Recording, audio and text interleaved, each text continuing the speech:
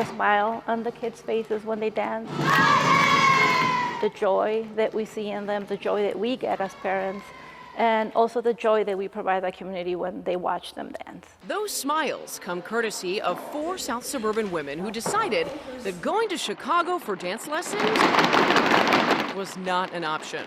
They wanted to create something closer to home. We all work. All of us are full-time moms and full-time jobs, and we had a lot on our plate to begin with, so it's like, how are we going to do this?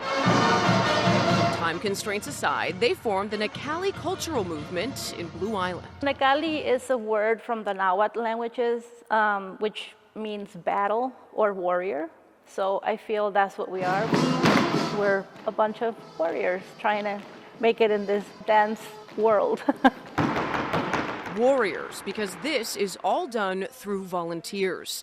They thought only their 6 kids would be participating. But to get the practice space donated, they opened it to the public and now have almost 50 dancers. Retaining their cultural heritage keeps them going. I actually danced when I was in Mexico. I was born in Mexico. I have a little bit of that experience, and I want her to also experience that.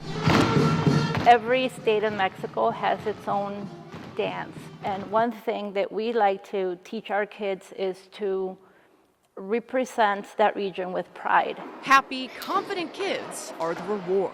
They're like gleaming, they're beaming with pride when they're dancing out there.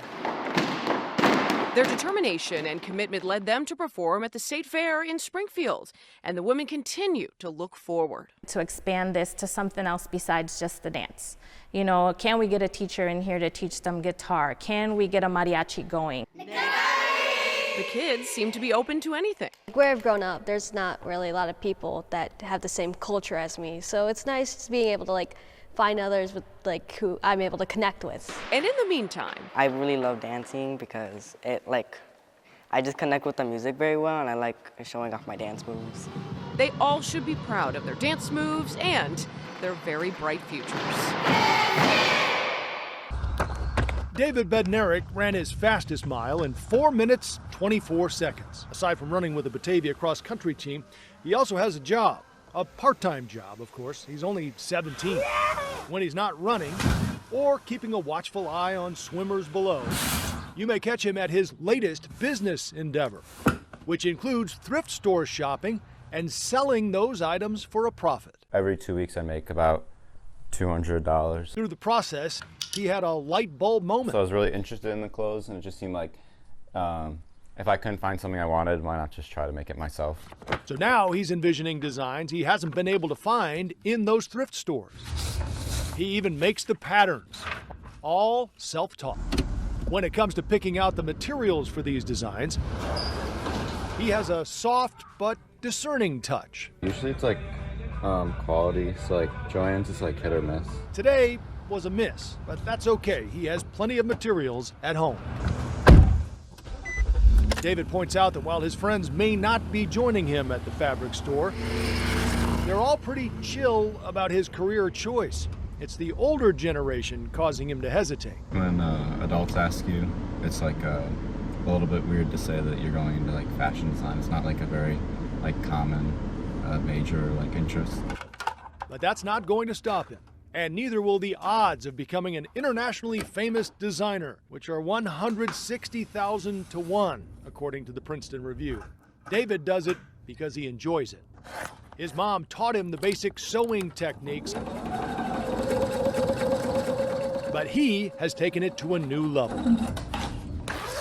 He took this old Carhartt jacket, cut out the stains apparently caused by welding, and replaced them with this unique fabric he found at an estate sale. These two, the pants and the jacket, are probably my most worn that I've made before. A bunch of random little hardware. The pants are his own design. No matter if he's recreating thrift clothes. What's your mom think about this room? She's not a fan. Or sewing brand new designs. Perhaps his mom will forgive the mess if he goes on to be the next Armani. And even if he doesn't, it's just something for myself. The sound of chorus frogs will soon give way to the chorus of 17-year cicadas in northern Illinois. Their periodic appearance allows only for periodic study. Therefore, science around cicadas is still emerging.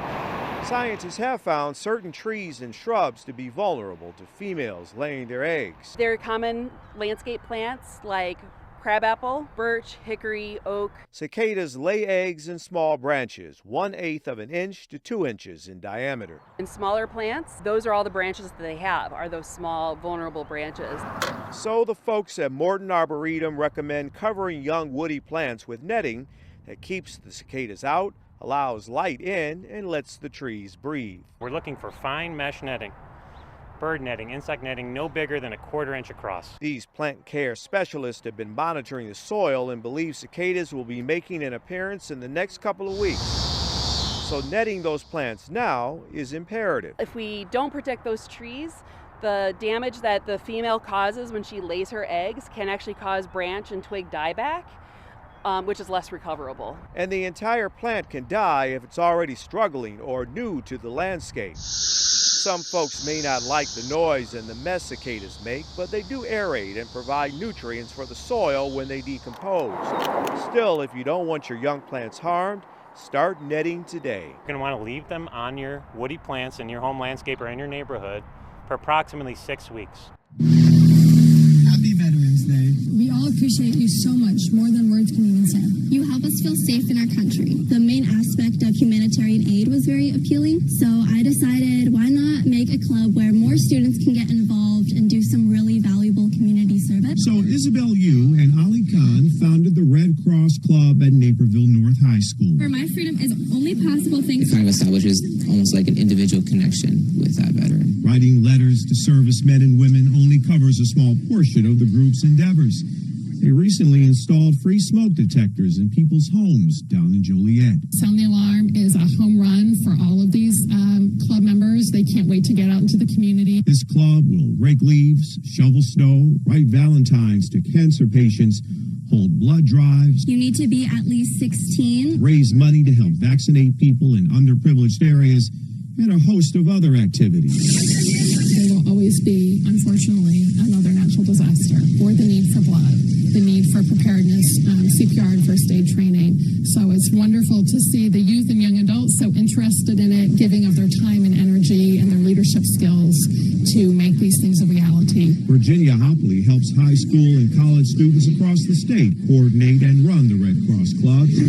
There are nearly 30 in Illinois. We offer so many different opportunities and activities for members to take on because of the 5 lines of service. The lines of service include disaster relief, blood services, preparedness and training, international services, relief programs, service to the armed forces, which brings us to this activity. Thanks so much for serving our country, veterans. About 50 students gave their own time to write inspirational thoughts to veterans and current service members. I think for an individual to be able to open these letters and get that feeling, it can be really valuable, really motivating. I was receiving a letter saying that I was appreciated. It made me feel very loved. In giving of themselves, these students often find their own great rewards. Along with the fulfillment of knowing that I can honestly change another student's life, help them find what they're interested in, it also helped me personally grow as a person.